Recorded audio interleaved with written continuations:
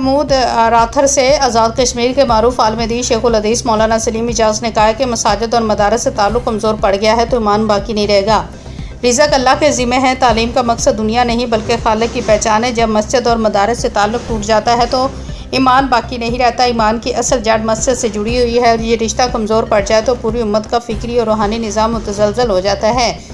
مسلمانوں کی ناکامی کی وجہ دین اسلام اور حضور صلی اللہ علیہ وسلم کے بتائے ہوئے اصولوں سے دوری ہے۔ مسلمانوں کا فکری، نظریاتی اور روحانی رشتہ مسجد اور مدارس سے وابستہ ہے۔ غیر مسلم طاقتیں برسوں سے اسی تعلق کو توڑنے کے منصوبوں میں مصروف ہیں تاکہ امت مسلمہ کو اس کے ایمان اور یقین سے محروم کیا جا سکے۔ رزق اللہ نے خود اپنے ذمہ لیا ہے، نوجوان صرف ڈگری نہیں مقصد زندگی کو سمجھے۔ مولانا سلیم اجاز نے نوجوان نسل کو مخاطب کرتے ہوئے کہا کہ رزق کی ذمہ داری اللہ نے خود اپنے ذمہ لی ہے۔ قرآن کہتا ہے کہ اللہ نے رزق کو آسمانوں میں رکھا ہے، اس لیے روزگار کے لالچ میں ایمان اور کردار قربان نہ کرو۔ آج کا نوجوان علم کے اصل مقصد کو فراموش کر بیٹھا ہے۔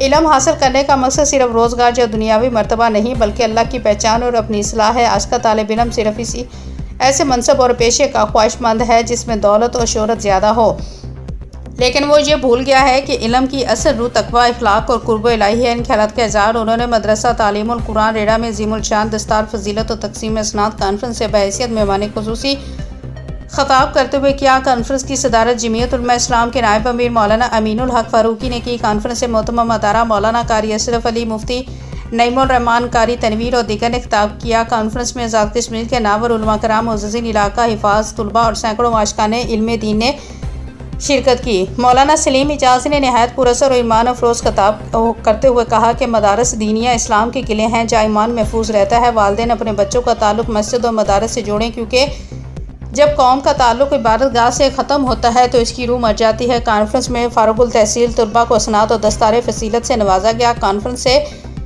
مولانا سلیم اجاز، مولانا امین الحق کے علاوہ دیگر علماء کرام نے بھی خطاب کیا اور کہا کہ دینی مدارس ہی وہ ادارے ہیں جو امت کے امان کی حفاظت کر رہے ہیں۔ انہوں نے کہا کہ دنیاوی تعلیم کے ساتھ ساتھ دینی تعلیم ہر بچے کے لیے لازم ہے تاکہ کردار، عقیدہ اور اخلاق محفوظ رہیں۔ ہمیں اپنی اولاد کو دنیا کے پیچھے نہیں بلکہ دین کے راستے پر ڈالنا ہوگا۔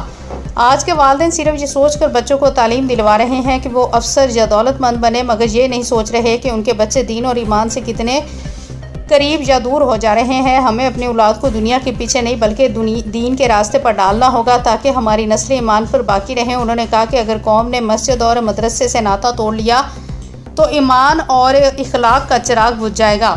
انہوں نے نوجوانوں کو تاکید کی کہ وہ اپنی دینی اقدار کی حفاظت کریں اور علم کو اللہ کی پہچان کا ذریعہ بنائیں۔ عزم و تجدید ایمان کی فضا تقریب کے اختتام پر دعا کرائے گی جس میں ملک و ملت کے سلامتی، عالم اسلام کی سربلندی، امت مسلمہ کے اتحاد اور آزاد کشمیر پاکستان کی ترقی اور استحکام کے لیے خصوصی دعا کی گی۔